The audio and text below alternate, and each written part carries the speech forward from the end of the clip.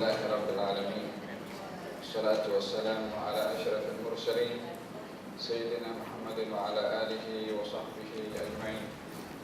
نوينا التعلم والتعليم، تذكر والتذكير، والنفع والاندفاع والإفادة والاستفادة، والحث على التمسك بكتاب الله وسنة نبيه والدلالة إلى الخير، والدعاء إلى الهدى ابتغاء مرضات الله وقربه وثوابه. آمين اللهم آمين.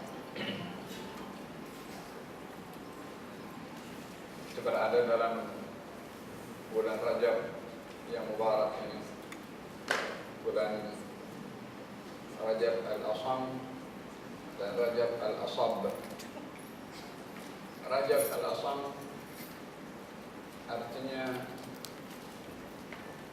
al-Asham itu yang tak mendengar, atau dengan kata lain atau maknanya diberi nama Rajab yang tidak mendengar, masalah kerana tidak didengar pada bulan ini, bulan Rajab, suara pedang. Sebagai simbolik, kalau bulan itu adalah bulan di mana di zaman jahiliyah pun juga memuliakan akan bulan tersebut dengan menghentikan peperangan di bulan Rajab. Bulan ini termasuk bulan yang diharamkan oleh Allah Subhanahu wa Ta'ala di antara 12 bulan. Ada 4 bulan yang diistimewakan oleh Allah. Dalam Al-Quran Al-Karim Allah berfirman, Inna iddatash syuhuri indallahi 12 syahran fi kitabillah yawma khalaqas samawati wal ardh. Sesungguhnya jumlah bilangan bulan di sisi Allah ada 12 bulan, bermula daripada dicipta matahari atau dicipta langit dan bumi. Minha arba'atun hurum. Di antara 12 bulan itu ada 4 yang diharamkan oleh Allah. 4 bulan tersebut adalah bulan Dzulqa'dah, bulan Dzulhijjah, dan juga bulan Muharram. Yang keempat adalah bulan Rajab. Dzulqa'dah, Dzulhijjah, Muharram, 3 bulan berturut-turut. Kemudian Rajab yang berasingan daripada yang lain. Maka 4 bulan ini adalah 4 bulan yang dimuliakan oleh Allah Subhanahu wa Ta'ala, berbeza daripada 12 bulan yang lain. Di antara keistimewaan yang ada di dalam 4 bulan ini adalah ganjaran amal ibadah puasa di dalamnya lebih utama berbandingkan kepada puasa-puasa yang sunnah yang lain dilakukan di bulan-bulan yang lain. Di dalam hadis Nabi SAW beliau bersabda, sesungguhnya puasa yang terbaik setelah Ramadan adalah berpuasa di bulan haram. Berpuasa di bulan haram. Berpuasa di bulan haram, yakni 4 bulan tadi itulah, pada Rajab, pada bulan Dzulqa'dah, pada bulan Dzulhijjah, dan juga pada bulan Muharram.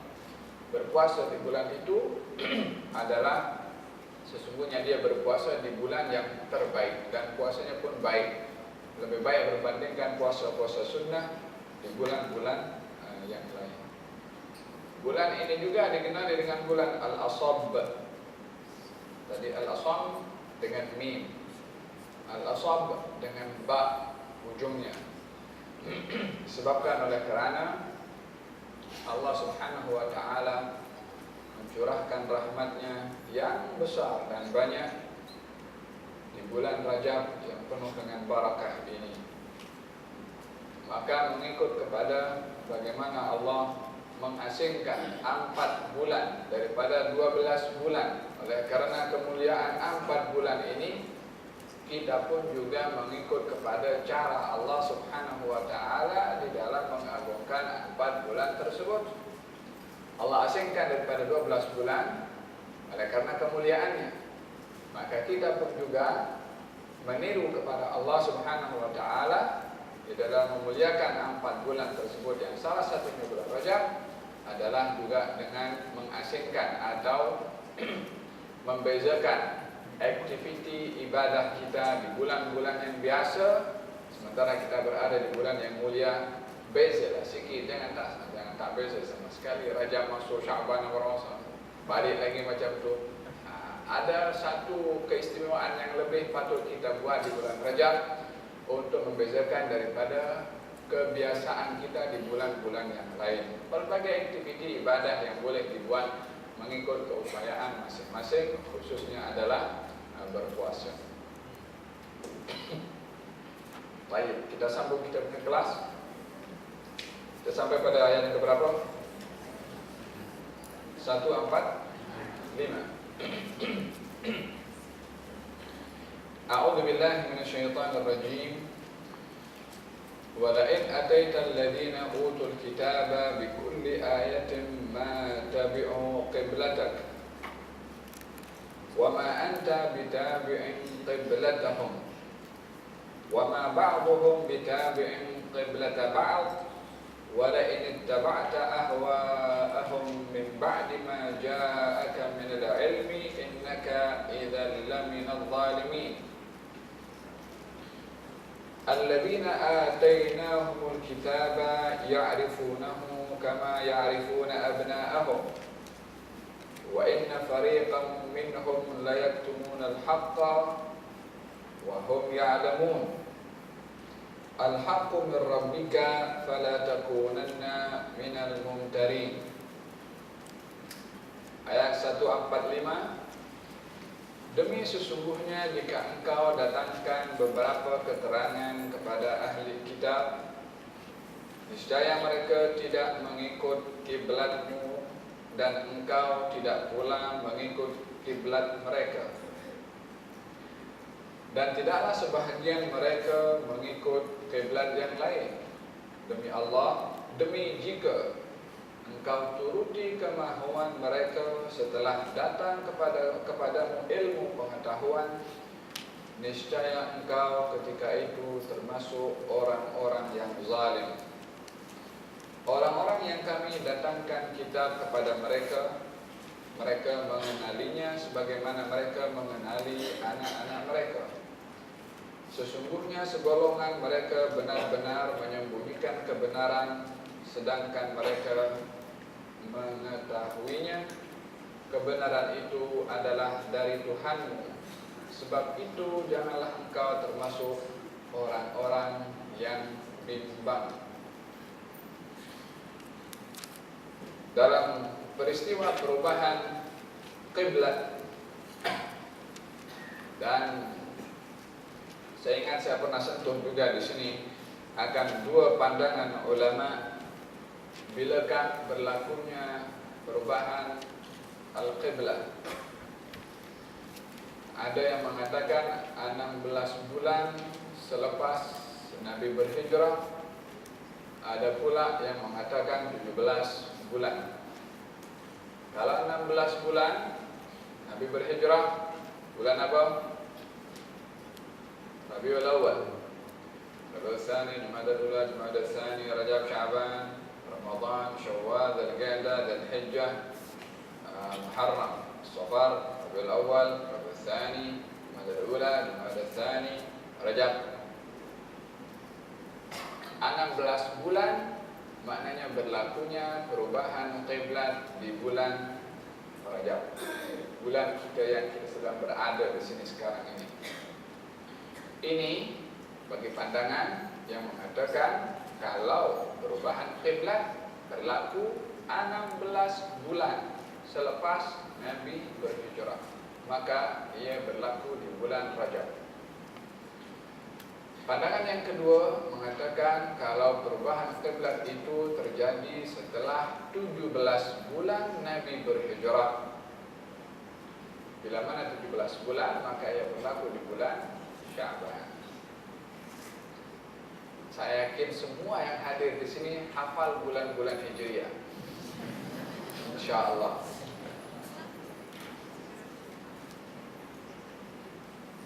Dia perbezaan bulan Hijriah dengan bulan Masehi uh, bulan Masehi ini mengikut kepada perputaran matahari, terbit dan terbenamnya matahari. Terbit dan terbenamnya matahari tak berubah. Mula daripada dicipta langit dan bumi macam itu, matahari terbit. Perbezaan hanya waktunya sahaja. Bila terbit jam berapa, tapi style terbit matahari macam itu. Bulan dia berbeza. Untuk mengetahui awal bulan dan akhir bulan, kita mesti melihat kepada anak bulan. Makanya bulan itu bila mana muncul, macam anak bulan kecil saja, lepas itu membesar. Bulan purnama, kecil lagi, habis nampak macam anak bulan lagi. Dia pusing macam tu bulan. Dia berbeza dengan matahari. Matahari tak berubah. Oleh sebab itu kalender Masehi tidak berubah. Yang berubah itu hanya bulan Februari sahaja, itu pun 5 tahun sekali boleh berubah antara 28 dan 29. Tapi bulan Hijriyah dia every month kita kan mesti tengok anak bulan tu macam mana. Ini sekarang bulan ni 29 ke 30 ke, macam mana kita nak tahu secara pasti? Setelah kita nampak anak bulan atau tak nampak anak bulan. Kalender yang ada sekarang ini menggunakan bulan Hijriyah yang kita sudah tetapkan selama setahun atau mungkin 2-3 tahun dah ada yang kehadapan sudah ditetapkan dia punya dia punya tarikh berapa. Itu adalah berpegang berdasarkan kepada kebiasaan perjalanan bulan dalam ilmu al-falak, untuk melihat bagaimana perputaran bulan ini selama sekian tahun. Maka berdasarkan dengan kajian sekian tahun itu, ahli al-falak mencatatkan atau menuliskan kalender hijri berdasarkan kajian perputaran peredaran bulan selama sekian tahun. Tapi tetap yang original dan yang menjadi rujukan utama, dan kalau ada pertembungan antara orang tengok anak bulan dengan apa yang termaktub dalam kalender hijri, yang lebih kuat adalah orang yang tengok anak bulan. Kalender hijri tak boleh pakai. Kalau bertembung dalam kalender hijri malam ini adalah malam 30, satu orang tak, saya nampak anak bulan sekarang, maka dalam ini 30 tak boleh pakai. Itu satu hari bulan. Bulan hijri yang bergantung kepada bulan. Kalau Masehi bergantung kepada matahari. Melihat perbezaan dalam setahun itu 11 hari. Ya, ini setiap setahun bulan hijri naik atas 11 hari, 11 hari atas terus. Sebab yang Masehi kekal tak berubah, yang miladi itu yang hijri berdasarkan bulan sudah tidak 31, itu pun tak tetap antara 30 dan 29. Faham tak? Ini bulan qamar adalah untuk mengetahui bila awal bulan dan bila penghujung bulan. Ini salah satu faedah daripada bulan hijri yang bergantung kepada bulan, tidak bergantung kepada matahari. Saya cerita apa tadi? Kenapa pergi ke sana? Ayo. Baik. 17 bulan, 17 bulan setelah Nabi berhijrah, maka perubahan kiblat berdasarkan kepada pandangan yang mengatakan 17 bulan adalah perubahan itu berlaku di bulan Sya'ban. Ketika perubahan itu berlaku, maka timbul pro and kontra daripada masyarakat sekeliling Madinah pada waktu itu. Mereka yang pro, orang-orang yang beriman yang hanya patuh mendengar, taat kepada apa berita yang dibawa oleh Nabi, yaitu mereka orang-orang beriman. Ketika Nabi pusing, mereka pun berpusing. Tak ada komplain tanya, apa pasal lebih pusing? Lebih menghairankan lagi, mereka yang setelah sholat asar pada waktu itu di Masjid Qiblatain, yang sudah berpusing, selesai sholat, mereka ketika kembali berjumpa dengan segolongan orang-orang yang beriman yang sedang sholat, yang berita belum sampai kepada mereka kalau kiblat sudah diubah, sementara mereka masih sholat menghadap kepada Baitul Maqdis. Yang jadi imam orang lain, yakni sahabat Nabi, orang yang menyaksikan bersama dengan Rasulullah kalau kiblat itu sudah diubah. Dia berteriak bagi tahu bahwasanya telah turun wahyu kepada Rasulullah yang mengubah arah kiblat daripada Baitul Maqdis menuju kepada Al-Ka'bah. Mereka orang-orang yang sholat spontan terus berubah 180 derajat menghadap kepada Al-Qiblat. So mereka tidak lagi, aku nak pastikan dulu nanti betul ke atau tak betul. Oleh karena mereka adalah sahabat Nabi SAW yang tidak bercakap tentang masalah agama kecuali memang sandaran mereka adalah kembali kepada Rasulullah, sehingga berita yang dibawa confirm dipercayai oleh orang lain. Maka ketika diberitahukan sedemikian terus mereka berubah. Ini orang-orang yang beriman. Apa yang dibawa oleh Nabi terus diterima bulan-bulan. Lepas itu dia cari hikmahnya, tapi tidak mencari hikmah untuk patuh dan taat. Tidak, patuh dan taat dulu kemudian cari hikmah. Itu orang yang beriman. Adapun orang-orang yang tidak beriman, baik daripada kalangan kaum munafikin atau daripada kalangan kaum Yahudi, daripada kalangan kaum Kristen, mereka tidak percaya. Kaum Yahudi mengatakan, dulu ikut kiblat kita, sekarang sudah berpaling kepada kiblat untuk nenek moyang mereka. Masa ikut kita pun tak ikut kita punya pegangan, ikut kiblat kita saja tapi tidak ikut ajaran kita. Ini komplainnya orang-orang Yahudi, sama juga orang-orang Kristen yang kiblatnya itu adalah Baitul Maqdis. Baitul Maqdis kiblat Bani Israel, merangkumi Yahudi dan Kristen sama-sama di situ. Bahkan terakhir yang memegang kepada Baitul Maqdis sebelum diserahkan kepada umat Sayyidina Umar bin Khattab masa beliau menjadi khalifah, melainkan yang menyerahkan adalah seorang padri daripada Kristen.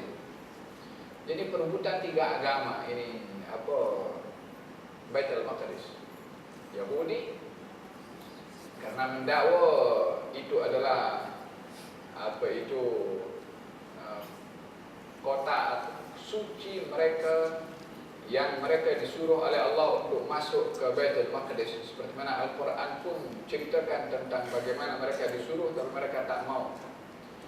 Daripada Nabi Musa yang pada akhirnya Baitul Maqdis itu di bawah Bani Israel, berterusan sampai kepada Nabi Isa, kisah Siti Maryam pun banyak hubung kait dengan Baitul Maqdis. Dan juga Baitul Maqdis itu jatuh ke tangan kaum muslimin setelah berada di bawah padri-padri Kristen yang menjaga Baitul Maqdis, termasuk dahulu yang memegang Baitul Maqdis dahulu bukan sembarang orang. Nabi Zakaria dia EJK Baitul Maqdis, dia pemegang utama itu Baitul Maqdis. Yakni kemuliaan dan kesuciannya Baitul Maqdis luar biasa.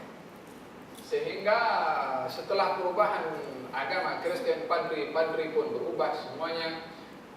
Pada akhirnya ketika banyak perubahan kepada kitab Injil dan juga pada zaman Sayyidina Umar bin Khattab, ketika ingin meresmikan atau mengambil balik Baitul Maqdis daripada padri-padri Kristen, diserahkan secara sukarela tanpa pertumpahan darah. Sayyidina Umar bin Khattab ketika datang daripada Madinah, dia pakai baju hebat. Bajunya Masya Allah luar biasa, baju raja. Lepas tu Sayyidina Umar bin Khattab mengatakan, ana angkartu nafsi, macam tak cocok lah saya pakai baju macam ni. Ambil baju saya yang lama. Dia ambil bajunya yang lama. Yang baju itu banyak tampalan-tampalan pada baju Sayyidina Umar bin Khattab. Beliau berkata, nahnu qaumun a'azzana Allahu bil Islam, famahma ibtaghaina al-izzata bighairihi adallana Allah. Kami ini satu bangsa yang dimuliakan oleh Allah dengan Islam. bila mana kita mencari kemuliaan selain daripada Islam, Allah akan hina kita. Yani bila mana nak pakai baju itu nak tunjuk hebat, ini adalah perkara yang bercanggah dengan Islam, Allah akan hina. Sementara kita nak pakai baju hebat supaya nampak mulia, tapi ini bertentangan dengan Islam. Maka kemuliaan yang dicari bukan dengan cara Islam, Allah akan hina kepada kita. Dibuka bajunya pakai baju yang lama, berjalan dengan dia punya hamba sahaya sambil silih berganti menaiki kendaraannya antara Amirul Mukminin Umar dengan hambanya, hamba sahayanya, sampai menghampiri kepada Baitul Maqdis. Tiba giliran hamba sahaya yang menaiki kendaraan, Sayyidina Umar turun, "Jom kamu naik." Maka dia pun naik. Sampai kepada Baitul Maqdis, kata hamba sahayanya mengatakan kepada Sayyidina Umar, "Ya Amirul Mukminin, kamu datang nak membuka Baitul Maqdis, kamu saja yang naik." Kata Sayyidina Umar mengatakan, "Ini adalah giliran kamu, bukan giliran saya." Maka naiklah turunlah Sayyidina Umar, dan itu hamba sahaya menaiki terus masuk kepada Baitul Maqdis, dihampiri oleh padri pada waktu itu, dan didapati oleh padri tersebut. Kunci itu diserahkan oleh padri itu setelah menghitung jumlah bilangan tampalan baju Sayyidina Umar bin Khattab. Gal ketika sampai ditanya, "Yang mana di antara kamu yang amir, yang menaiki kendaraan atau berjalan kaki?" Diberitahu yang berjalan kaki. Gal setelah sampai dihitung jumlah bilangannya, diberitahukan, "Ini sifat yang ada dalam kitab kami, orang yang akan membuka Baitul Maqdis. Kalau kurang sifat yang kami tahu tentang orang yang membuka Baitul Maqdis ini, saya tak akan serahkan kunci ini kepada kamu," yakni kepada Sayyidina Umar Ibn Khattab radhiyallahu anhu warḍah. Diserahkan tanpa ada pertumpahan darah, disebabkan oleh kerana sifat orang yang akan membuka Baitul Maqdis ada kepada Sayyidina Umar Ibn Khattab. Sayyidina Umar itu masuk Baitul Maqdis dan dibersihkan. Waktu itu antara Baitul Maqdis dan Baitul Sakhrah, itu batu apa itu yang kubah kuning sekarang itu, menjadi tempat pembuangan sampah pada waktu itu. Dibersihkan oleh Sayyidina Umar dan sujud di situ Sayyidina Umar bin Khattab. Beliau adalah sahabat pertama yang membuka Baitul Maqdis.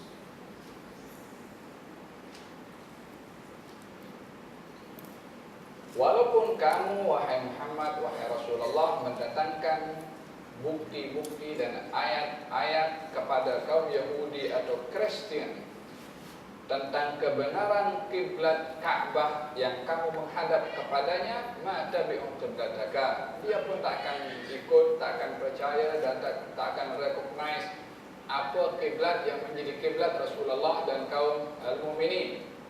Wa ma anta bitabi'in qiblatahum, kamu pun wahai Muhammad, wahai Rasulullah, tidak akan ikut kepada kiblat mereka. Wa ma ba'dhum bitabi'in qiblata ba'dhin, dan selama-lamanya tidak akan sebahagian daripada mereka tidak akan mengikut kepada kiblat sebahagian yang lain. Yani ayat ini ingin memberikan satu penjelasan bahwasanya perubahan kiblat daripada Baitul Maqdis menuju kepada Al-Ka'bah tidak akan berubah selama-lamanya. Yani khalas, itu adalah merupakan penghujung daripada perubahan kiblat daripada Baitul Maqdis menuju kepada Al-Ka'bah, yang tidak akan diubah lagi oleh Allah Subhanahu wa taala, akan menjadi kiblat kekal kaum al-mukminin menghadap kepada Al-Ka'bah al-Musyarrafah. Wala in ittaba'ta ahwa'ahum, kalau kamu wahai Muhammad, wahai Rasulullah, mengikut kehendak hawa nafsu mereka setelah datang kepada kamu pengetahuan, yakni ilmu yang benar, maka kamu akan tergolong menjadi orang-orang yang zalim. Yakni nasihat dari Allah kepada baginda Rasulullah bahwasanya mereka orang-orang Yahudi dan Kristen tidak akan menerima hujjah dan ayat yang kamu bawa untuk membuktikan kebenaran kiblat Al-Ka'bah. Kalaupun kamu mengikut kehendak kepada mereka, ingin memuaskan hati mereka, maka sesungguhnya kamu akan tergolong daripada orang-orang yang zalim. Memang ayat ini message-nya disampaikan kepada baginda Rasulullah. Tetapi bukan bermakna di situ Rasulullah ada kecenderungan nak mengikut kehendak kaum Yahudi atau kaum Kristen. Tidak. Tetapi ayat ini lebih memberitahukan kepada kaum al-mu'minin bahwasanya kaum Yahudi dan Kristen mempunyai tuntutan yang ingin dipenuhi oleh kita orang-orang yang beriman, yang kalau kita mengikut kepada apa saja yang diinginkan oleh mereka, maka termasuk orang-orang yang zalim. Bila mana mengikut kehendak kemahuan daripada bangsa Yahudi ataupun Kristen atau secara amnya Bani Israel. Alladzina atainahumul kitaba, orang-orang yang kami berikan Alkitab, yaitu Yahudi dan Kristen, Nasara, seperti mana mereka sangat mengenali anak-anak mereka. Seorang bernama Ka'bun al-Ahbar dan juga seorang bernama Abdullah ibn Salam. Dua-dua ini adalah Yahudi yang masuk Islam. Yang satu sahabat, yang satu tabi'in. Abdullah bin Salam seorang Yahudi yang masuk Islam di zaman Rasulullah. Ka'bul Ahbar seorang Yahudi yang masuk Islam setelah zaman Rasulullah, yakni tergolong daripada tabi'in. Dua-dua adalah golongan daripada ulama Yahudi yang pernah ditanya oleh Sayyidina Umar ibn Khattab kepada mereka, macam mana kamu ketika berada dalam agama Yahudi kenal kepada Rasulullah? Yani adakah kamu mengenali Rasulullah semasa kamu berada dalam agama Yahudi?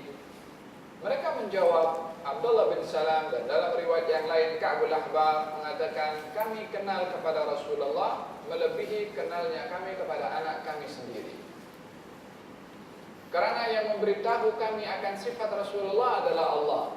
Sementara anak kami tidak mengenal pasti apakah yang dilakukan oleh istri ketika dalam ketiadaan kami. Sementara Rasulullah diberitahukan sifatnya oleh Allah Subhanahu wa taala. Maka dalam hal ini merupakan satu fakta yang jelas dan nyata bagi kaum Yahudi ataupun kaum Kristen untuk mengenal pasti siapakah itu Rasulullah, dan mereka meyakini akan kerasulan Nabi Muhammad SAW. Saya kerap banyak berikan contoh permisalan bagaimana kejadian-kejadian yang terjadi antara Rasulullah dengan kaum Yahudi ataupun Kristen yang membuktikan mereka sudah kenal kalau Rasulullah akan diutus oleh Allah merupakan Nabi penutup kepada para anbiya. Kisah rahib kita semua tahu masa hijrah Nabi SAW. Kemudian kisah seorang Yahudi itu rahib Kristen, Waraqah bin Naufal Kristen. Yang Waraqah bin Naufal mengatakan, kalau saya muda saya akan tolong kamu. Diberitahu kalau yang datang kepada kamu itu adalah makhluk yang sama datang kepada Nabi Musa, yaitu Jibril alaihissalam. Waraqah bin Naufal tahu dia seorang Kristen. Itu Buhaira ar-Rahib tahu, ketika melihat Rasulullah masih kecil pun tahu kalau itu akan menjadi Nabi. Itu seorang Yahudi di Madinah ketika malam Nabi lahir, dia pun berteriak, telah muncul bintang pada malam hari ini, maknanya Nabi penutup kepada seluruh para Nabi. Kata Hasan bin Thabit, saya boleh dengar teriakan itu pada malam kelahiran Rasulullah semasa usia saya 8 tahun pada masa itu. Yang berteriak orang Yahudi, itu pun orang Yahudi berada di mana? Berada dekat Madinah sana. Nabi lahir di mana? Di Mekah, perjalanan lebih kurang 300 km atau lebih. Boleh tahu? Macam mana dia boleh tahu? Bukan ada orang bagi tahu. Tengok daripada tanda alam ini yang membuktikan akan kelahiran Rasulullah. Sehingga dalam hal ini Allah menunjukkan bagaimana kelahiran Rasulullah atau kemunculan kerasulan Nabi Muhammad SAW melalui daripada kitab mereka, Taurat ataupun Injil, melalui daripada tanda-tanda alam raya ini. Dengan adanya bintang, entah mereka tahu macam mana akan ada satu tanda berlaku kepada alam ini. Mereka boleh tahu itu Buhaira ar-Rahib mengetahui kerasulan Nabi Muhammad dengan adanya awan yang selalu mengiringi kepada baginda Rasulullah. Waraqah ibn Nawfal dapat tahu daripada apa yang disampaikan oleh Rasulullah kepada Waraqah, dan penyampaian yang disampaikan oleh Rasulullah dikesan kalau itu adalah daripada Jibril alaihissalam. Semuanya tahu. Lalu apa yang menutup mereka untuk tidak mahu beriman? Saya sudah bahas ini dah berkali-kali di sini. Nasib baik tak ada exam.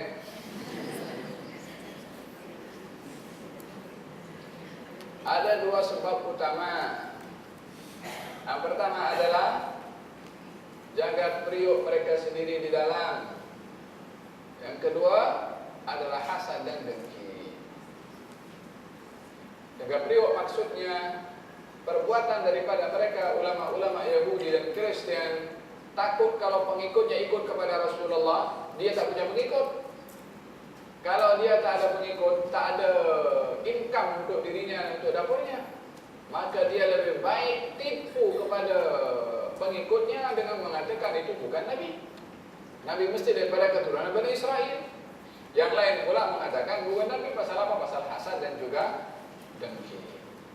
Lihat dalam satu peristiwa seorang Yahudi yang berjiran dengan Rasulullah ketika sakit diziarahi oleh Rasulullah.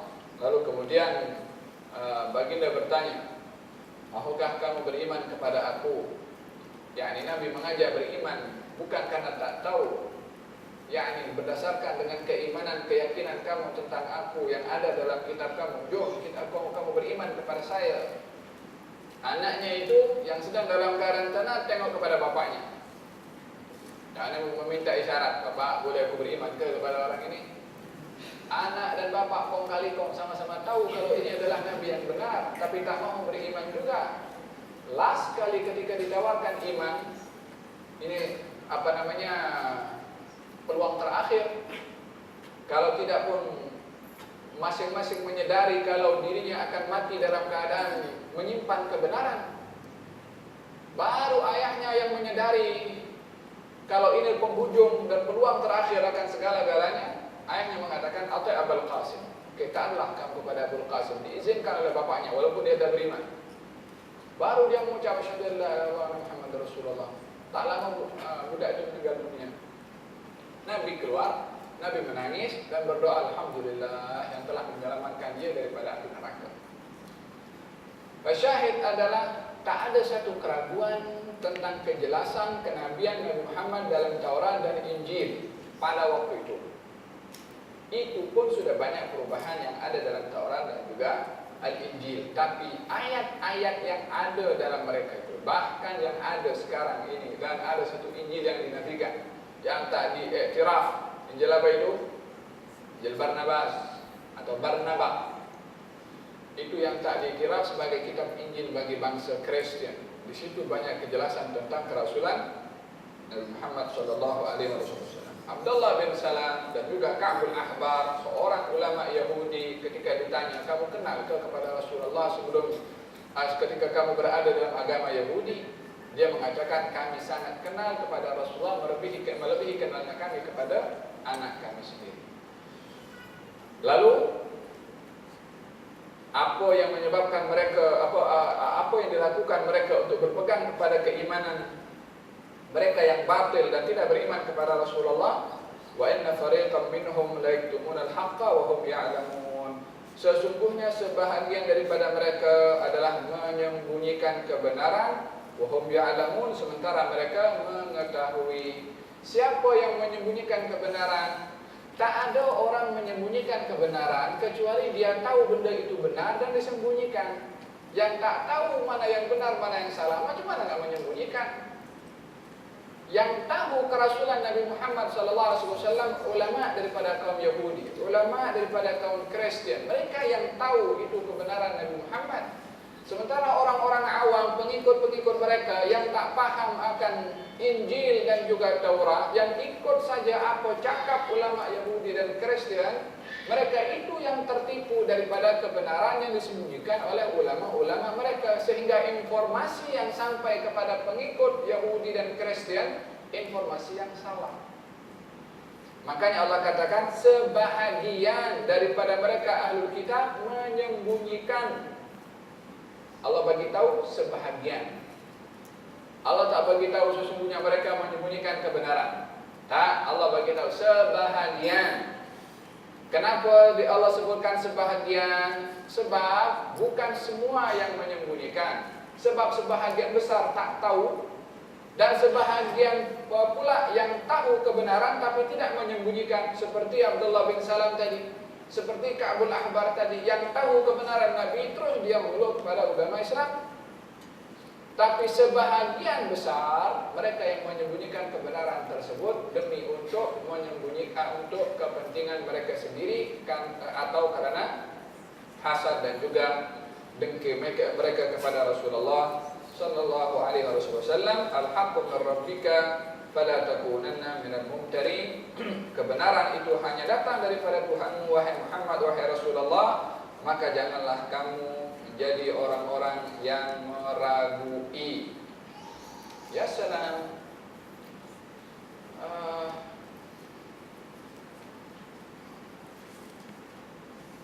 Tadi saya ada beritahu kalau message yang disampaikan kepada Rasulullah terkadang itu bertujuan langsung untuk Rasulullah, terkadang juga tujuannya adalah untuk kaum muslimin secara amnya. Larangan Allah kepada Rasulullah untuk tidak ragu akan kebenaran yang datang daripada Allah kepada baginda Rasulullah bukan tujuannya oleh kerana adanya kemungkinan Rasulullah akan ragu-ragu kepada kebenaran yang datang daripada Allah sehingga dilarang untuk ragu. Tak, bukan seperti itu. Nabi adalah orang yang apa saja datang daripada Allah, Nabi tak akan komplain, tak akan ragu, tak akan apa, terus dia terima apapun perintahnya. Berat tak berat, senang tak senang, terus Nabi terima. Sebab Nabi tahu dirinya hamba, Nabi tahu yang menyuruh itu Tuhan. Tuhan maha mengetahui apa yang ada pada hamba, hamba tidak tahu keseluruhan apa yang ada pada Tuhan. Oleh karena itu yang maha tahu pasti tidak memberikan satu arahan kecuali sudah tahu arahan itu relevan dan sesuai. Waktu Nabi pergi ke Isra dan Mi'raj, Nabi dapat salat berapa kali? 50 kali. Nabi terima, Nabi tak terima? Nabi terima, Nabi tak terima? Nabi terima. Nabi terima itu 50. Yang suruh Nabi balik itu siapa? Nabi Musa. Nabi Musa masa suruh balik dan Nabi ikut Nabi Musa juga balik. Pasal Nabi atau pasal kita? Pasal kita. Kata Nabi Musa, bagi tahu kau balik sana, umatmu tak mampu. Nabi Musa dah kata kamu tak mampu, umatmu tak mampu. Maka Nabi balik minta ringan, bukan untuk Nabi, untuk kita. Kalau Nabi seronok. Makanya Nabi selalu bilang, arihna biha ya Bilal, wahai Bilal, beri aku keselesaan dan kenikmatan wahai Bilal. Jangan kumandangkan adzan. Nak salat aku seronok berada dalam salat. Tapi pasal kita yang 5 waktu ini pun Senin Kemis ramai daripada kaum muslimin. Tapi Nabi terima. Baik. Al-haqqu min rabbika fala takunanna minal mumtarin. Kebenaran itu datang daripada Tuhanmu, jangan kamu ragu. Maksudnya Nabi bukan ragu, itu keraguan yang untuk tak ragu. Kita di dalam menerima arahan dari Allah dan juga Rasulullah tak boleh ragu. Keraguan itu akan menyebabkan kekurangan semangat kita dan ketulusan di dalam menjalankan perintah Allah Subhanahu wa taala. Ragu-ragu masih. Allah menyuruh agar supaya kita tidak ragu memahami kebenaran. Daripada mana kita tidak meragui apa yang ada dalam Quran ini, apa yang ada dalam hadis yang sahih, itu datang daripada Allah dan juga datang daripada Rasulullah dan pasti benar. Walaupun kita tak jumpa akan hikmah dan rahasianya, tapi pasti benar.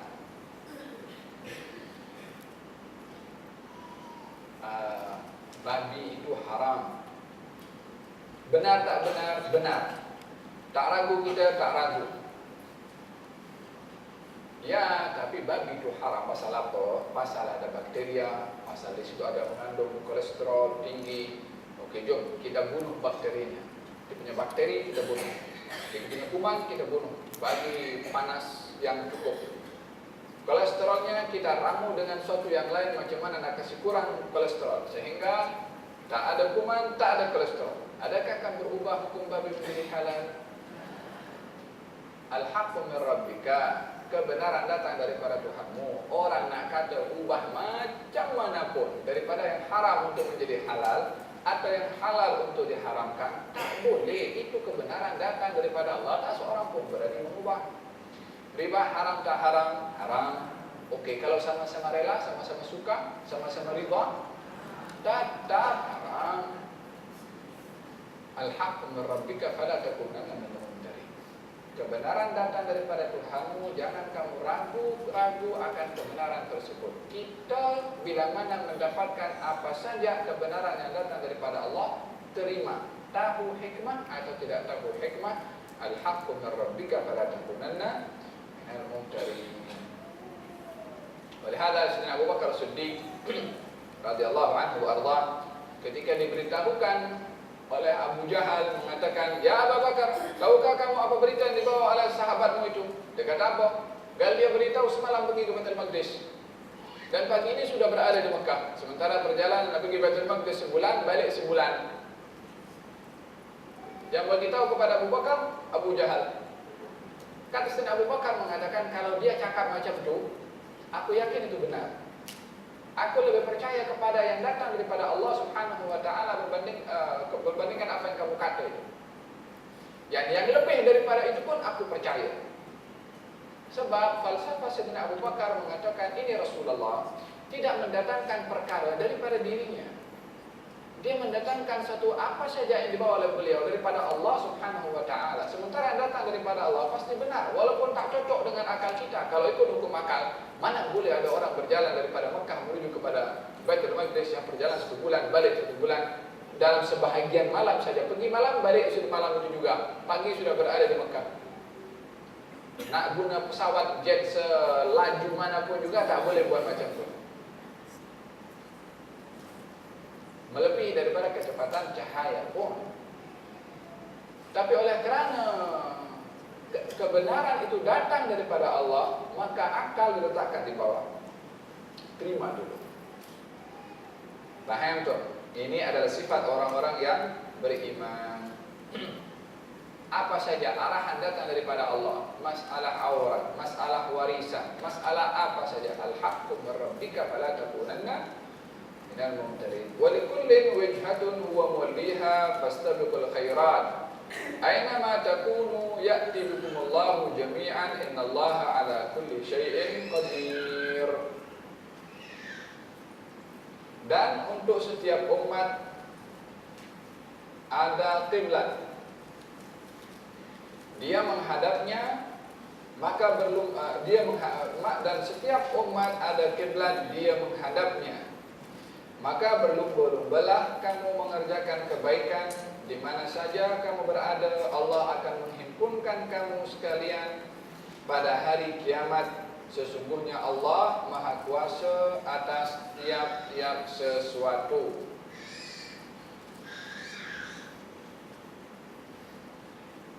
Yani bila mana dahulu umat Kristen dan Yahudi kiblatnya adalah Baitul Maqdis, maka itulah kiblat mereka. Bagi kaum al-mukminin setelah menghadap kepada Baitul Maqdis, dijadikan kiblat untuk mereka adalah Al-Ka'bah, mereka pun juga menghadapnya. Masing-masing adalah mempunyai tempat untuk menghadap kepada tempat yang disuruh untuk menghadap. Ini ayat bukan bermakna okey kalau begitu kaum Yahudi boleh terus menghadap kepada Baitul Maqdis, kaum Kristen boleh terus menghadap kepada Baitul Maqdis, kaum mukminin boleh menghadap kepada Al-Ka'bah. Yani adakah kita akan mengatakan kalau ada orang Yahudi Kristen beriman kepada Rasulullah lalu akan menghadap dalam solatnya menghadap kepada Baitul Maqdis, boleh atau tak boleh? Itu kan kiblat mereka dahulu pun daripada nabi mereka. Kita jawab tak boleh. Macam mana tak boleh? Sementara ayat itu beritahu masing-masing umat ada kiblatnya. Ya, masing-masing umat itu ada kiblatnya, bukan nak bagi tahu kita boleh ikut masing-masing dia punya kiblat. Tak, nak bagi tahu bahwasanya kiblat yang manusia menghadap kepadanya, baik itu Baitul Maqdis ataupun Ka'bah, yang menyuruh menghadap ke sana itu adalah satu saja, yaitu Allah Subhanahu wa taala. Yang suruh umat hadap kepada Baitul Maqdis Allah, yang suruh umat menghadap kepada Al-Ka'bah Allah. Kalau las pemberitahuan Allah kepada umat menghadap kepada Al-Ka'bah, yang mana dahulu pun pernah disuruh menghadap kepada Baitul Maqdis, maka ikutlah apa yang Allah suruh, bukan mengikut kepada apa yang sudah ditetapkan atau yang dianggap kiblat kepada mereka saat ini. Tapi ikut kembali kepada yang menyuruh itu siapa. Ayat ini bukan memberikan kebebasan kemana menghadap, tidak, tapi melihat siapa yang suruh menghadap kepada Baitul Maqdis. Allah, kepada Al-Ka'bah juga Allah. Maka dalam hal ini ayat memberitahukan bahwasanya yang menyuruh itu adalah Allah. Patuhlah kamu kepada Allah, fastabiqul khairat. Berlumba-lumbalah kamu di dalam kebaikan. Aina ma takunu ya'ti bikumullahu jami'an.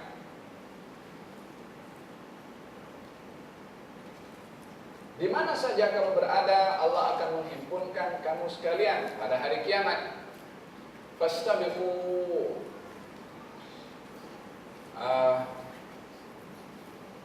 Dalam Al-Quranul Karim, Allah Subhanahu wa taala mempunyai pelbagai uslub, cara untuk merangsang orang-orang beriman meraih kebaikan dari Allah Subhanahu wa taala. Ada kalanya dalam bentuk suruhan untuk melakukan, yakni seperti aqimus salat, tunaikan salat. Ini direct langsung suruhan. Ada kalanya dalam bentuk khabar, pemberitahuan. Contohnya, lan tanalul birra hatta tunfiqu mimma tuhibbun. Ya ayyuhalladzina amanu kutiba alaikumus shiyam. Wahai orang-orang yang beriman, telah diwajibkan kepada kamu berpuasa. Dalam bentuk pemberitahuan, dalam bentuk juga rangsangan. Tidak akan sampai orang kepada derajat yang albir, yang tinggi, syurga yang tinggi, kecuali menginfakkan barang yang ia suka. Itu usul yang ketiga. Usul yang keempat dalam bentuk kisah. Usul yang kelima adalah dalam bentuk bersaing. Ini yang kita berada di dalamnya sekarang. Fastabiqu, berlumba-lumba, bersaing. Di dalam persaingan itu tak semuanya persaingan negatif, ada persaingan positif.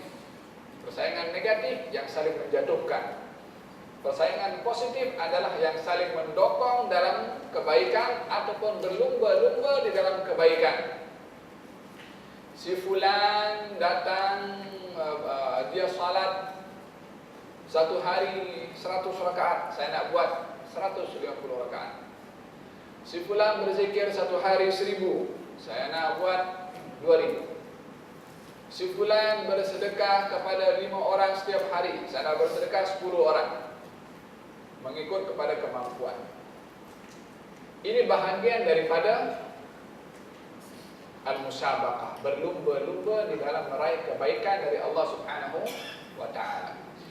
Di antara arti berlumba-lumba adalah bermusara'ah, yakni bersegera di dalam berbuat baik dengan tidak menunda.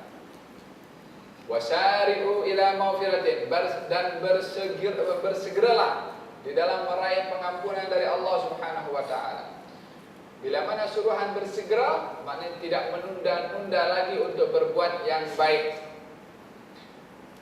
Orang yang suka menunda perbuatan yang baik akan terdedah, dia akan tidak berbuat baik itu atau meninggalkan perkara yang baik dengan disibukkan benda yang lain. Maka at-taswif itu menunda-nunda nak berbuat baik adalah merupakan minal batalah, yakni perkara yang batil atau perkara yang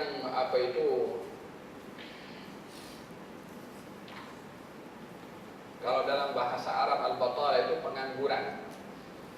Orang yang suka menunda-nunda itu adalah bahagian orang yang sama dengan pada akhirnya macam pengangguran, tak ada kerja, yang akhirnya akan terlepas peluang kebaikan yang dia mampu untuk buat hari ini, dia tunda kepada masa yang akan datang. Walihada dalam Al-Quranul Karim Allah ketika menyuruh orang beriman berbuat baik, tidak hanya disuruh berbuat baik, tapi bersegera di dalam berbuat yang baik.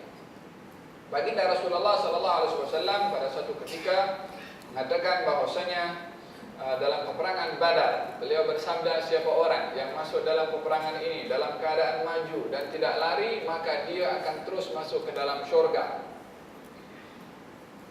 Maka kata-kata itu didengar oleh seorang sahabat Nabi yang sedang memegang korma di tangannya. Lalu dia bertanya, ya Rasulullah, apa kamu kata tadi? Diulang lagi kata-kata itu oleh Nabi.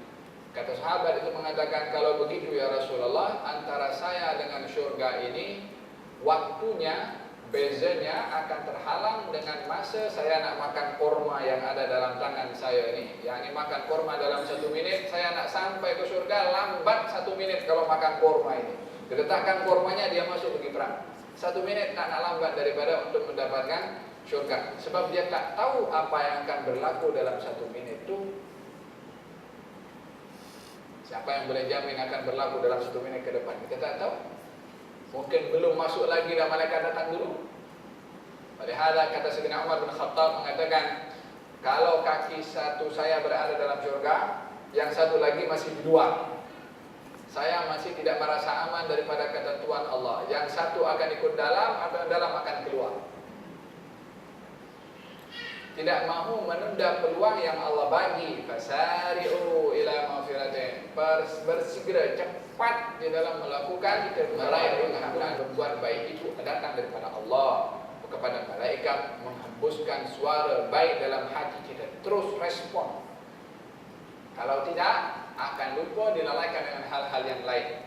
Mungkin bukan kepada yang haram, tapi kepada yang lain. Tapi akhirnya perbuatan baik itu tak dibuat. Sebab kita tidak cepat di dalam merespon ilham yang datang daripada Allah Subhanahu wa taala. Fastabiqul khairat. Berlumba-lumbalah kamu di dalam kebaikan. Berlumba-lumba di dalam kebaikan juga mempunyai arti tidak merasa dirinya cukup dengan kebaikan yang sedia ada atau yang banyak dia buat. Sebab yang namanya berlumba, kita tak ada seorang pun daripada kita yang merasa perfect dan sempurna ataupun sudah banyak perbuatan kita, atau kita orang terbanyak di dalam berbuat baik. Di situ ada orang yang lebih baik.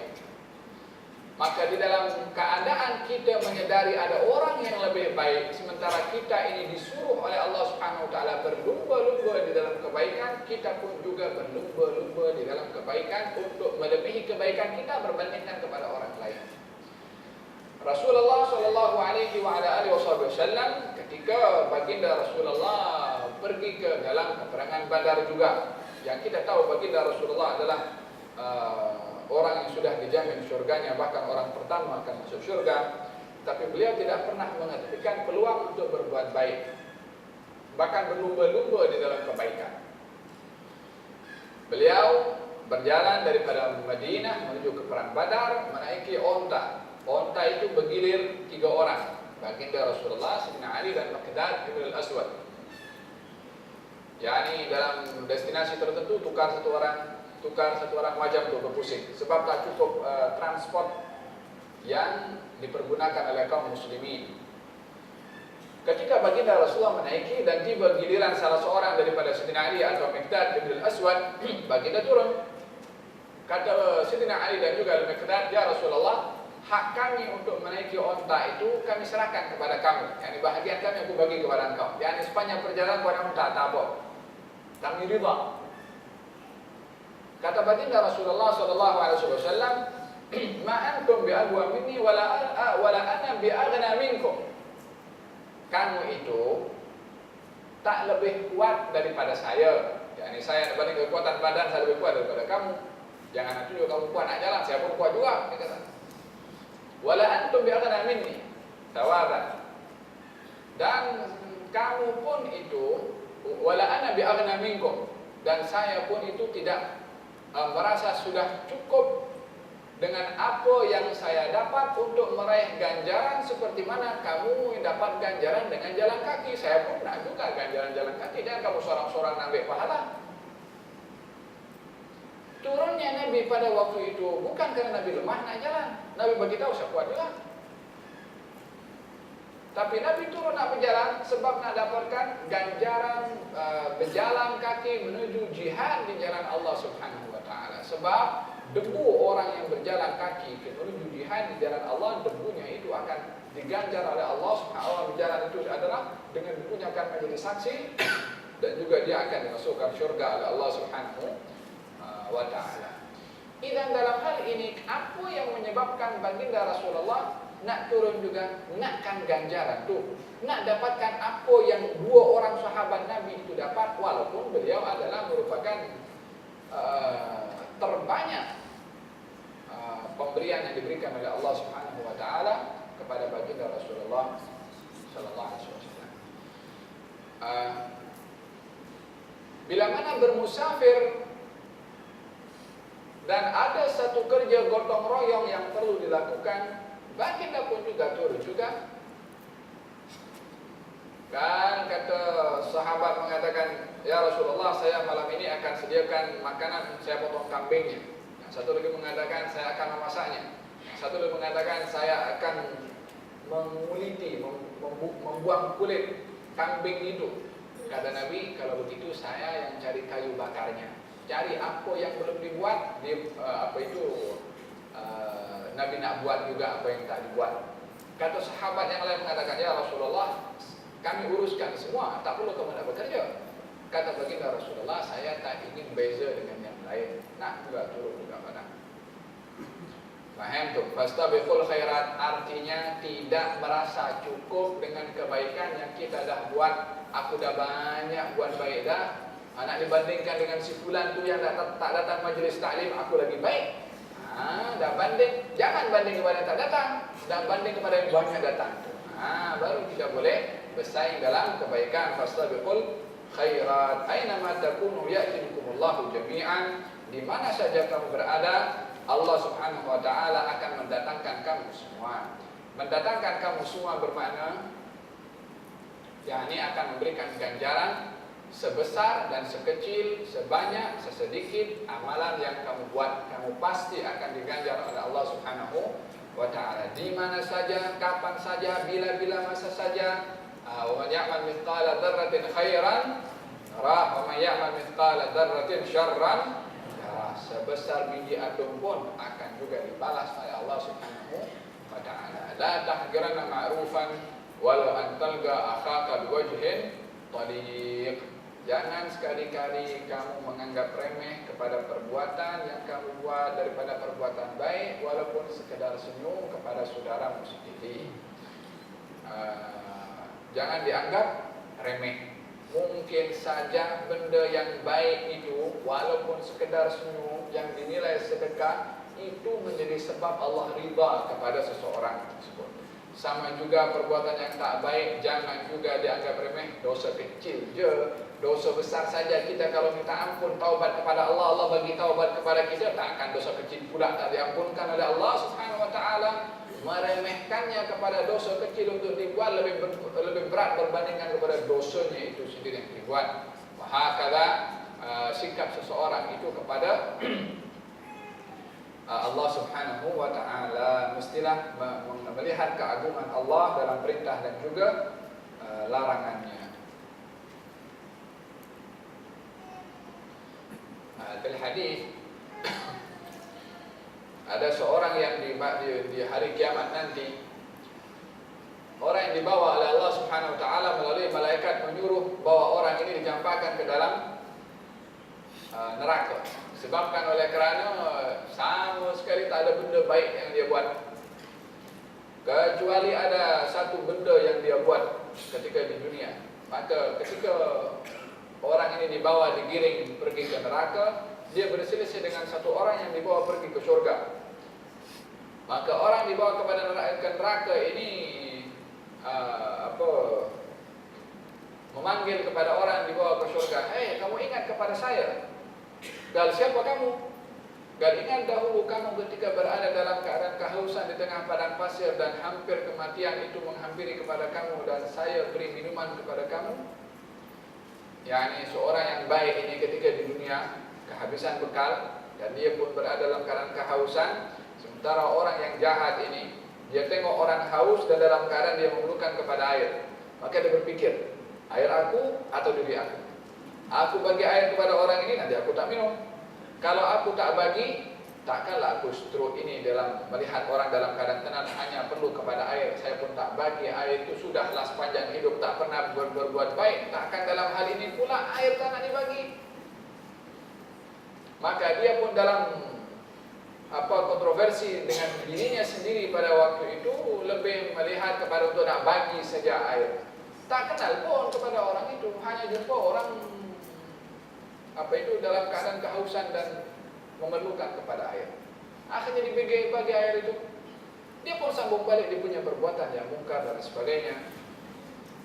Tapi pada ketika dibawa ke neraka, yang berjumpa dengan orang yang diberi air ini, yang orang diberi air termasuk orang yang beriman dan saleh, maka Allah Subhanahu wa taala ketika dipinta oleh si hamba yang saleh ini berdoa kepada Allah untuk agar supaya memaafkan seperti mana dia membantu dan menyelamatkan dirinya dan meneruskan mengabdikan diri kepada Allah Subhanahu wa taala, Allah kabulkan doanya, dua-dua disuruh masuk ke dalam syurga.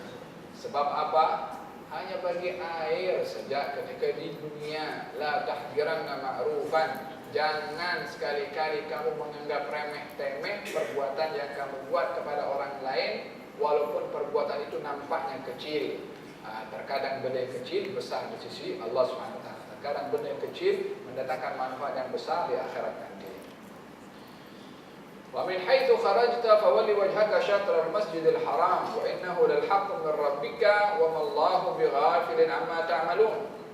ومن حيث خرجت فول وجهك شطر المسجد الحرام وحيث ما كنتم فولوا وجوهكم شطره لئلا يكون للناس عليكم حجة إلا الذين ظلموا منهم فلا تخشوهم واخشوني ولأتم نعمتي عليكم ولعلكم تهتدون. Dari mana sahaja engkau keluar berjalan, maka hadapkanlah mukamu ke arah Masjidil Haram, yakni Ka'bah. Sesungguhnya yang demikian itu satu kebenaran dari Tuhanmu, dan Allah tidak lalai dari apa-apa yang kamu kerjakan.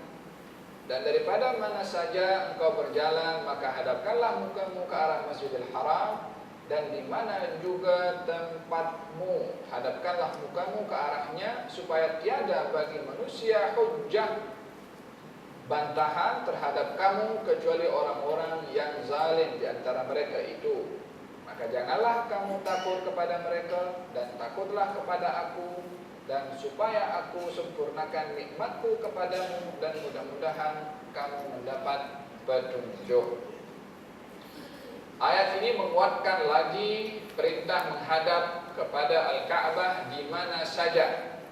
Hanya dalam ayat ini menyebutkan fawalli wajhaka syatral masjidil haram. Hadapkanlah wajahmu kepada masjid.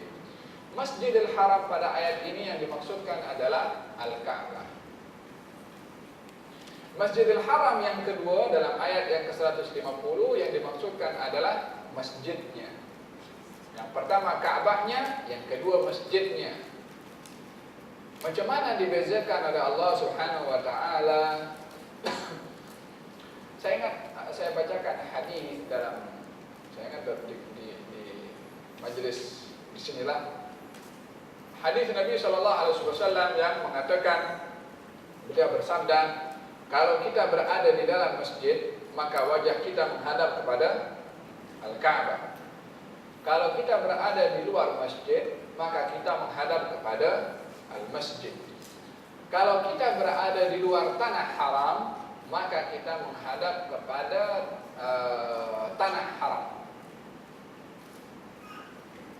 Paham? Saya ulang. Kalau berada di dalam masjid, kita sholat menghadap kepada Al-Ka'bah. Menghadap kepada Al-Ka'bah, pastikan kita berada di hadapan tidak kepada. Maka kita tengok kepada Al-Ka'bah dan tidak menghadap ke bawah. Ini bila mana salat di hadapan Al-Ka'bah, yakni Ka'bah boleh nampak, maka kita menghadap kepada Al-Ka'bah. Ustaz, Ka'bahnya tak nampak semua, nampak separuh pun jadi. Yang penting muka tengok kepada Al-Ka'bah sebab fawalli wajhaka syatral Masjidil Haram. Hadapkanlah wajahmu terus menghadap kepada Masjidil Haram, yakni kepada Al-Ka'bah, terus menghadap kepada Al-Ka'bah. Dalam berdiri, dalam duduk di antara dua sujud, di antara tahiyat awal dan juga tahiyat akhir, semua wajah kita yang menghadap kepada Al-Ka'bah. Tapi bila mana berada di luar Masjidil Haram, di sekitar dataran Masjidil Haram, maka kita menghadap kepada Al-Masjid. Bagi mereka orang-orang yang hidup di Mekah, yang duduk dekat Rusaifah, yang duduk dekat mana itu? Dekat Mina kemana kita menghadap? Tengok menara masjid, jangan tengok jam. Tengok menara masjid. Silap-silap tengok itu jam, menghadapnya entah pergi ke mana. Menghadap kepada nampak di mana nampak kita menara masjid itu, di situ kita menghadap. Artinya bagi penduduk Mekah, salatnya itu menghadap kepada Masjidil Haram. Fawalli wajhaka syatral Masjidil Haram. Ini bila mana berada di dalam Mekah yang boleh nampak kepada masjid. Orang yang duduk di luar Mekah tak nampak masjid, macam kita dekat sini, dekat Malaysia, yang mana-mana di negara lain juga. Nak nampak Kaabah tak nampak Masjidil Haram pun tak nampak, nampak Mekah pun tak boleh nampak. Kemana kita mesti menghadap? Di manakah arah Mekah itu mengikut kita punya letak geografinya? Di arah barat, kita maknanya menghadap kepada barat, bukan kepada baratnya, karena letak Mekah berada di arah barat. Makanya kita pun kalau salat sekarang, shaf itu daripada ujung sana sampai ujung sana, itu sudah melebihi daripada size Ka'bah itu. Ka'bah mungkin tak sebesar ini lah, lebih kurang. Sementara shaf sampai lebih sana. Yang sana itu menghadap ke mana? Kalau nak mesti menghadap kepada Al-Ka'bah, maka kita tak dapat menepati tepatnya macam mana, tapi menghadap kepada di mana arah itu Ka'bah. Makanya kata baginda Rasulullah, mereka berada di dalam masjid menghadap kepada Al-Ka'bah, yang di luar masjid menghadap kepada masjid, yang berada jauh daripada masjid, yang di luar Mekah, dia menghadap kepada arah di mana Mekah itu berada. Ini antara ayat yang ke-149 dengan 150 perbezaannya. Hadapkanlah wajahmu ke arah Masjidil Haram. Yang kedua, ayat yang ke-150, hadapkanlah wajahmu kepada Masjidil Haram. Diulang 2 kali. Maksudnya adalah yang pertama bila mana di dalam masjid, yang kedua adalah bila mana berada di luar masjid. Wahai ma kuntum fawallu wujuhakum syatra, di mana saja kamu berada, hadapkanlah kamu kepadanya. Yani ini bila mana berada di luar tanah haram. Coba 149, fawalli wajhaka syatral masjidil haram, itu di dalam Ka'bah. Ayat yang ke-150, fawalli wajhaka syatral masjidil haram, itu bila mana berada di tanah haram. Wa haitsu ma kuntum fawallu wujuhakum syatra, di mana saja kamu berada di luar tanah haram, maksudnya hadapkanlah kamu kepadanya, yakni kepada tanah haram. Li'alla yakuna lin-nasi 'alaikum hujjatun, agar supaya orang-orang itu tidak mempertikaikan kepada kamu. Mempertikaikan macam mana? Ya, mempertikaikan dulu menghadap Baitul Maqdis, sekarang menghadap kepada Al-Ka'bah. Kita jawab kepada mereka, yang suruh kami dulu menghadap Baitul Maqdis Allah, yang suruh kami menghadap kepada Al-Ka'bah Allah juga. Apa bezanya kalau dia yang suruh menghadap ke sana, menghadap ke sini, dia yang suruh. Bukan karena Baitul Maqdisnya, bukan karena Ka'bahnya, tapi karena yang menyuruh kepada kita adalah Tuhan yang sama menyuruh kepada kiblat tersebut. Illa alladzina zalamu minhum, kecuali orang-orang yang zalim saja daripada Yahudi, Kristen, munafikin yang selalu mempertikaikan tentang menghadap kepada Ka'bah tersebut. Fala takhshawhum, jangan kamu takut kepada mereka. Wakhshawni, takutlah kepada aku, sebab aku yang suruh kepada kamu, kamu patut ikut kepada aku, yakni Allah.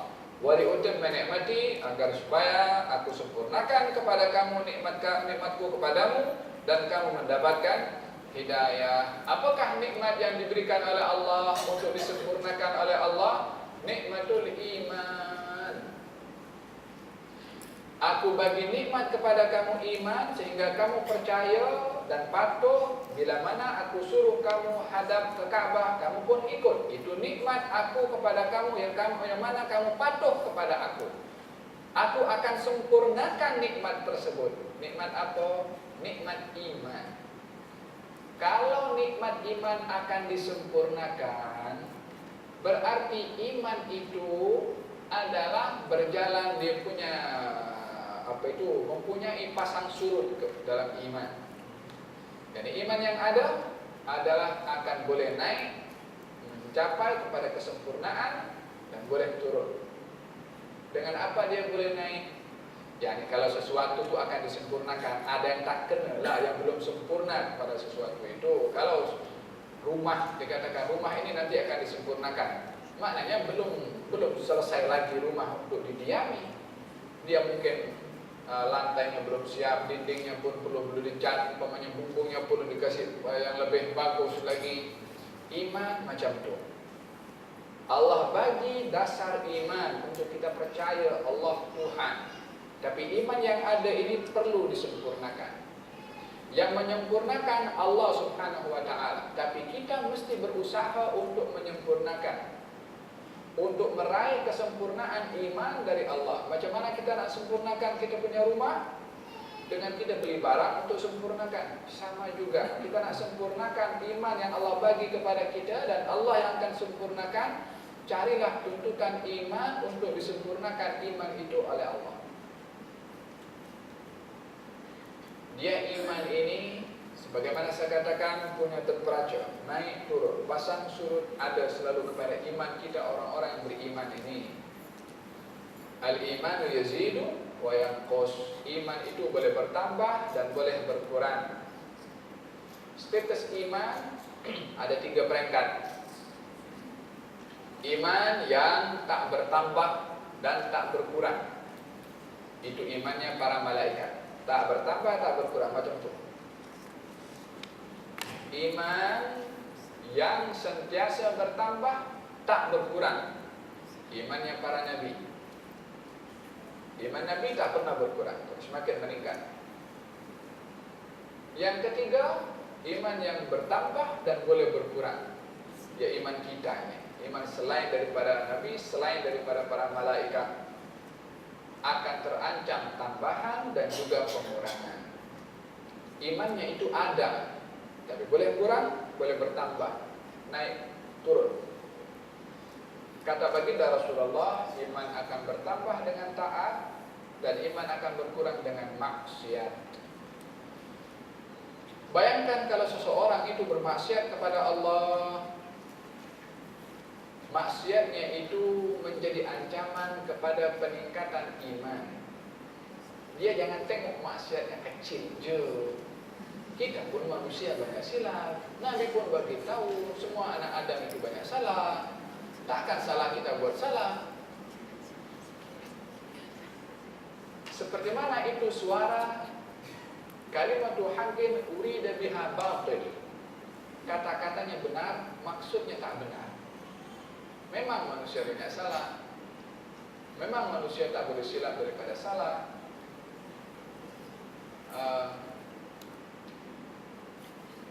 Tidak boleh lepasnya manusia daripada berbuat salah, bukan memberikan peluang kepada kita untuk kerap berbuat salah. Tapi tak boleh lepasnya manusia daripada salah untuk kita mengakui kelemahan kita, ketidaksempurnaan kita, bukan peluang untuk kita berbuat salah. Oleh hal diingatkan kepada mereka orang-orang yang ingin berbuat salah dalam keadaan dirinya sedar itu perbuatan salah, jangan tengok atau jangan cari sebab nak membenarkan sikap. Yang banyak berlaku adalah orang yang cari sebab nak membenarkan sikap, tapi tidak mencari sebab untuk menyempurnakan sikap. Bila mana kita duduk cari sebab apa yang kita buat mesti benar, kita akan anggap kita tak pernah salah. Tapi bila mana kita mencari sebab untuk menyempurnakan sikap, kita akan memandang diri kita sentiasa tidak sempurna. Walihada waliutimma ni'mati. Saya ingin sempurnakan nikmat yang aku bagi kepada kamu. Dengan apa? Dengan kamu berusaha melalui apa yang saya suruh, saya akan bagi kesempurnaan. Dan kamu kalau tidak buat apa yang saya suruh, akan berkurang nikmat iman yang aku bagi kepada kamu. Semuanya adalah diserahkan oleh Allah kepada kita orang-orang yang beriman. Nak sempurnakan iman atau nak kurangkan iman yang diberikan oleh Allah Subhanahu wa taala, seorang yang bijak pandai pasti dia akan mencari akan kesempurnaan iman. Orang kalau dah dapat sempurnanya iman ni, satu dia tak mudah dapat sempurnanya iman. Dan saya katakan sempurna ini mengikut level masing-masing.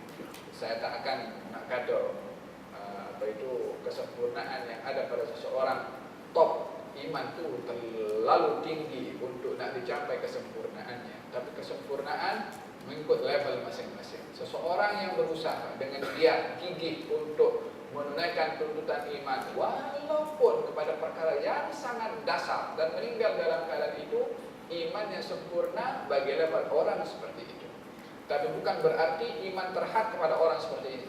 Yani macam seorang datang kepada Rasulullah, ya Rasulullah, kalau saya buat yang wajib, semua yang wajib saya buat, yang haram saya tinggalkan, saya masuk surga? Nabi kata, ya, kamu pasti masuk surga? Sahabat berkata, kalau begitu saya tak akan tambahkan lagi amal perbuatan. Saya nak buat yang wajib je, yang sunat tak nak buat. Nabi bersabda, qad aflaha wa abihi in sadaq. Kalau dia betul kata-kata dia itu, dia akan dapat apa yang diinginkan. Hanya buat yang wajib, tak buat yang sunnah. Memang pun orang buat yang wajib saja, itu dasar utama hubungan dia dengan Allah Subhanahu wa taala. Bila mana benda yang wajib itu dilakukan secara sempurna sebagaimana dituntut oleh Allah, pasti dia masuk surga. Tapi kita tak boleh nak samakan orang yang masuk surga dengan amal yang wajib saja dengan orang yang masuk surga dengan amal perbuatan wajib dan sunnah. Yang tadi masuk surga dengan wajib saja masuk surga, dah sempurna imannya bagi level sunnah saja. Mubah tak yang ada orang buat mubah juga, ada orang buat mubah dan makruh juga. Masing-masing tak sama levelnya. Dan kesempurnaan iman tak boleh dihadkan kepada satu orang, tapi boleh berbeza kesempurnaan iman antara satu dengan yang lain mengikut kesungguhan kita di dalam mencapai kesempurnaan iman semampu kita. Faham tak? Dan waliutimma ni'mati, saya akan sempurnakan nikmat iman yang saya bagi kepada kamu supaya kamu mendapatkan hidayah. Moga-moga Allah Subhanahu wa taala berikan kepada kita kesempurnaan al-iman. 1, 2, 3, 4, 5, 6. InsyaAllah kita sambung pada ayat yang ke-151.